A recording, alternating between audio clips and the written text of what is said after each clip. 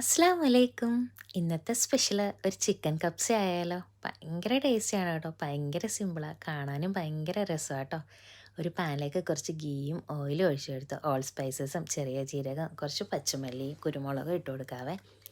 അതൊന്ന് സോട്ടായി വരുമ്പോഴത്തേനും നമുക്ക് കുറച്ച് സവോളയും ജിഞ്ചർ ഗാർലിക്കും കൂടി ഇട്ട് കൊടുത്തൊന്ന് നന്നായിട്ടൊന്ന് മിക്സ് ചെയ്യാം കേട്ടോ. അത് കഴിയുമ്പോഴത്തേനും നമുക്ക് മുളക് പൊടിയും കുറച്ച് മഞ്ഞൾപ്പൊടിയും കുറച്ച് മല്ലിപ്പൊടിയും കുറച്ച് ഉപ്പും കൂടി ഇട്ട് കൊടുത്ത് നന്നായിട്ടൊന്ന് സോട്ട് ചെയ്തെടുക്കാവേ. അതൊന്ന് മിക്സായി വരുമ്പോഴത്തേനും നമുക്കൊരു 3 തക്കാളിയില്ലേ അതൊന്ന് പേസ്റ്റാക്കി എടുക്കാം കേട്ടോ. അതുകൂടെ ആഡ് ചെയ്ത് നമ്മൾ വൃത്തിയാക്കി വെച്ചേക്കുന്ന ചിക്കനില്ലേ ഏത് പീസ് വേണമെങ്കിലും നിങ്ങൾക്ക് യൂസ് ചെയ്യാവേ. ഇതിനകത്തോട്ടിട്ട് കുറച്ച് വെള്ളമോടെ ഒഴിച്ച് നമുക്കൊന്ന് വേവിച്ചെടുക്കാം കേട്ടോ. ചിക്കനൊന്ന് നന്നായിട്ട് വെന്ത് വരണേ. എന്നിട്ട് നമുക്ക് ഈ ചിക്കനില്ലേ ഈ വെള്ളത്തിൽ നിന്ന് എടുത്തൊന്ന് മാറ്റി വെക്കാം കേട്ടോ.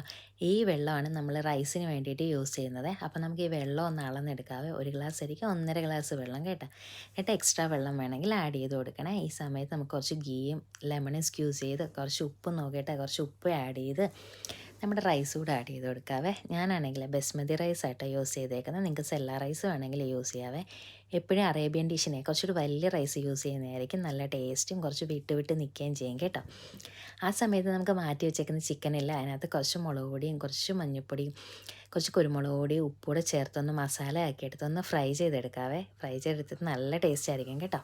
ഇത്രയും മസാലകൾ മാത്രം മതി. ആ സമയത്ത് നമ്മുടെ ചോറ് റെഡി ആയിട്ടുണ്ട്. ചിക്കനും ഫ്രൈ ചെയ്ത് വന്നിട്ടുണ്ട്. എന്നിട്ട് നമുക്ക് ഈ ചിക്കനില്ലേ ഈ ചോറിൻ്റെ മുകളിലോട്ടൊന്ന് വെച്ച് കൊടുത്ത് ഒരു 10 മിനിറ്റില്ലേ ചെറിയ തീയിലൊന്ന് അടച്ച് വെച്ചൊന്ന് വേവിച്ചെടുക്കാവേ. അതൊന്ന് വെന്ത് വരുന്ന സമയത്ത് ഈ ചിക്കൻ്റെ ഫ്ലേവറും ആ ഓയിലിൻ്റെ ഫ്ലേവറും ഒക്കെ ചോറിലോട്ട് ഇറങ്ങും കേട്ടോ. എന്നിട്ടൊരു 10 മിനിറ്റ് കഴിഞ്ഞ് തുറന്ന് നോക്കുമ്പോഴത്തേനും നല്ല മണത്തിൽ നല്ല ടേസ്റ്റിൽ ഒരു അടിപൊളി കബ്സ റെഡി ആയിട്ടുണ്ട്. ഭയങ്കര സിമ്പിളാണ്.